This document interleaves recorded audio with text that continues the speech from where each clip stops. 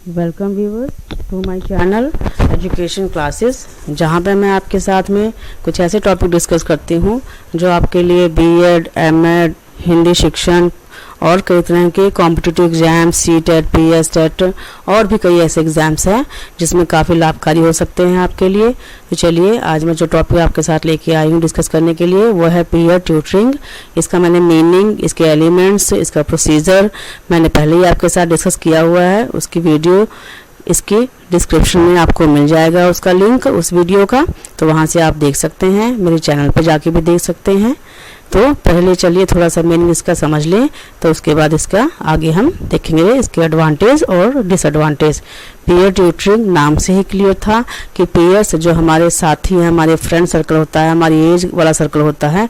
उसी के द्वारा हम पढ़ाए जाते हैं, वही हमें सिखाता पढ़ाता है, उसे हम पीयर ट्यूटरिंग कहते हैं। पीयर ट्यूटरिंग एक ऐसा मेथड है, एक ऐसी स्ट्रेटजी है जिसमें ग्रुप में से एक बच्चा ट्यूटर बनेगा और बाकी बच्चे ट्यूटी बनेंगे, जो एक दूसरे को लर्न करने के लिए मोटिवेट करते हैं, सीखने के लिए उन्हें मोटिवेट करते हैं और लर्निंग में हेल्प करने हैं, लर्निंग एनवायरनमेंट जो है वो अच्छा और इफ़ेक्टिव बनाते हैं। उसके बाद है एडवांटेजेस, इसके कौन कौन से हैं, इसके बेनिफिट्स क्या क्या हैं। फर्स्ट है एडवांटेज फॉर डिसेबल्ड स्टूडेंट्स, जो बच्चा डिसेबल्ड है, क्योंकि आजकल इंक्लूसिव एजुकेशन सिस्टम के अंडर एबल और डिसेबल्ड बच्चे एक ही कक्षा में पढ़ाए जाते हैं। तो इससे क्या होता है कि जो डिसेबल बच्चा रहता है वो क्लास में चुप चुप रहता है, पार्टिसिपेट नहीं करता, तो उन बच्चों के लिए पीयर ट्यूटरिंग एक अच्छा प्रोग्राम है, अच्छी एक्टिविटी है, स्ट्रेटजी है, जहाँ पे उन्हें भी मौका मिल जाता है एक दूसरे के साथ में इंटरेक्शन करने का।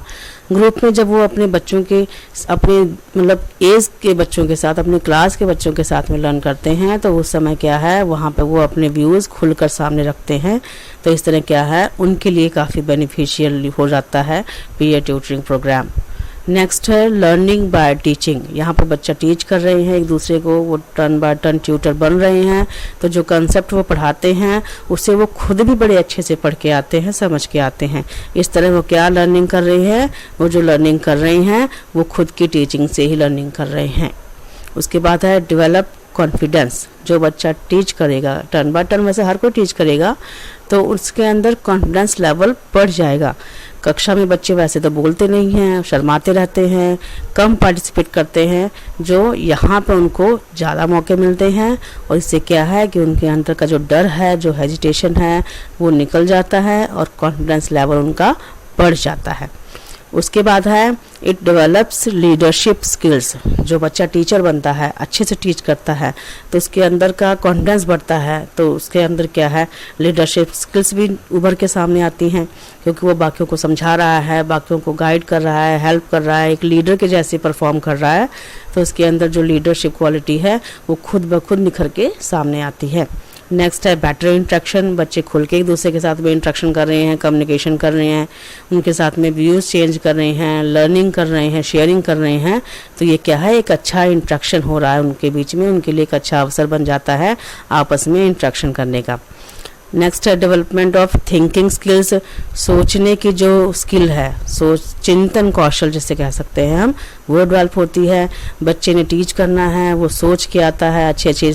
टेक्निक सोच के आता है, एग्जाम्पल सोच के आता है, कैसे उसने समझाना है बाकी बच्चों को, तो क्या है इससे उसकी थिंकिंग स्किल भी जो है बढ़ती है। और जो बाकी बच्चे हैं वो भी अपने व्यूज़ देने के लिए सोचते हैं, कोई कंसेप्ट को समझने के लिए सोचते हैं, उसमें अपनी जो है क्या कहते हैं इन्वॉल्वमेंट करने के लिए सोचते हैं, तो उनकी भी थिंकिंग लेवल जो है, थिंकिंग स्किल जो है वो बढ़ती है।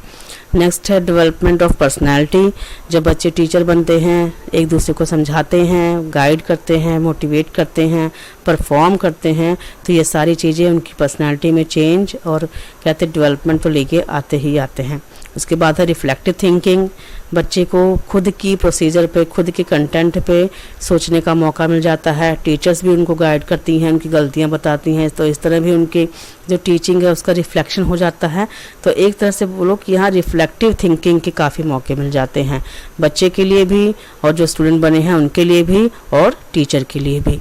नेक्स्ट है फ्रेंडली एनवायरनमेंट, कि बच्चों को फ्रेंडली एनवायरनमेंट मिलता है, वो अपने दोस्तों के साथ ही सीख रहे हैं, दोस्त ही उनको पढ़ा रहे हैं, दोस्त ही उनके स्टूडेंट बन रहे हैं, तो एनवायरनमेंट काफ़ी फ्रेंडली हो जाता है, जहाँ पे जो विद्यार्थी हैं किसी तरह की शर्म नहीं करते हैं, हेजिटेशन नहीं करते हैं, शर्माते नहीं हैं, छिपते नहीं हैं और वो खुल के सामने आते हैं। तो ये सारे थे हमारे पीयर ट्यूटरिंग के एडवांटेजेस, उसके बेनिफिट्स, उसके मेरिट्स जो एक बच्चे को मिलते हैं जब क्लास में ऐसी कोई स्ट्रेटजी डिज़ाइन की जाती है, इम्प्लीमेंट की जाती है। तो उसके बाद है डिसएडवांटेजेस, इसकी कुछ हानियाँ भी हैं, कुछ नुकसान भी हैं, तो वो देख लेते हैं क्या है। पहला है it requires expert teachers, expert teacher जो इसको इम्प्लीमेंट कर रहा है वो भी एक्सपर्ट हो, क्योंकि इसको अच्छा टाइम चाहिए, अच्छी मैनेजमेंट चाहिए। तो जो टीचर ऑर्गेनाइज कर रहा है वो भी एक्सपर्ट हो और जो पढ़ा रहे हैं वो भी एक्सपर्ट हो,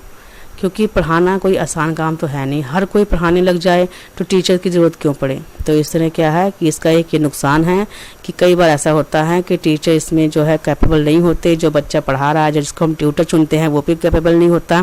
जिससे क्या है कि यह प्रक्रिया स्मूथली नहीं चल पाती और जितना हमने इसका बेनिफिट सोचा होता है उतना बेनिफिट नहीं मिल पाता। नेक्स्ट है it is time consuming, time consuming तो है, पहले टीचर इसकी तैयारी करे, सारी प्लानिंग करे, कक्षा में इसके बारे में बताए, डिस्कस करे, उसके बाद में ग्रुप बनाए, ट्यूटर चुने, और अगर ट्यूटर जो चुने हैं वो अच्छा काम नहीं कर पाते हैं तो फिर टीचर को ये सारा कंटेंट दोबारा से पढ़ाना पड़ सकता है, दोबारा से समझाना पड़ सकता है। तो एक तरह से बोलो कि एक काम दोबारा भी करना पड़ सकता है। तो इस तरह से टाइम कंज्यूमिंग है, जितना प्लानिंग में टाइम लगेगा उससे आधे समय में टीचर जो है अगर खुद करवाती है तो वो करवा सकती है। इसलिए भी कई बार इसको टीचर इग्नोर कर देते हैं अपनी कक्षा में इम्प्लीमेंट करने से।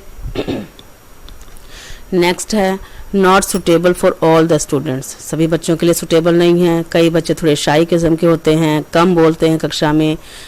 उभर के सामने नहीं आते। यदि ऐसा बच्चा ट्यूटर बन जाता है या फिर ट्यूटी ही बनता है तब भी वो उतना पार्टिसिपेट नहीं कर पाता जितने की हम उम्मीद करते हैं। तो इस तरह क्या है कि ये जो प्रोसीजर है वो सभी बच्चों के लिए सूटेबल नहीं हो पाता। वही बच्चे जो नॉर्मली क्लास में एक्टिव रहते हैं वही बच्चे ग्रुप में भी एक्टिव रहते हैं, तो ये तो एक तरफा प्रोग्राम ही बन के रह जाता है कई बार। नेक्स्ट है not suitable for all the topics, all the topics सभी टॉपिक्स के लिए सुटेबल नहीं है। कई बार कुछ ऐसे टॉपिक भी हो सकते हैं कि ऐसे उप विषय भी हो सकते हैं जिसमें कुछ तथ्य बताने पड़ सकते हैं, कुछ डाटा बताना पड़ सकता है, कोई प्रैक्टिकल करवा के दिखाना पड़ सकता है, या फिर कुछ ऐसी उदाहरणें, कुछ ऐसे तरीके अपनाने पड़ सकते हैं जो एक बच्चे के बस की बात नहीं हो सकती। उसके लिए एक टीचर ही, एक्सपर्ट ही जो है उपयोगी हो सकता है। तो इस तरह हम कह सकते हैं कि ये भी एक इसका बड़ा नुकसान है कि ये सभी टॉपिक्स के ऊपर सूटेबल नहीं है, हर टॉपिक के ऊपर इसे इम्प्लीमेंट नहीं किया जा सकता। तो इस तरह आज हमने जो है पीयर ट्यूटरिंग का अर्थ किया, उसके एडवांटेज किए और उसकी डिसएडवांटेज की। Thank you Weaver.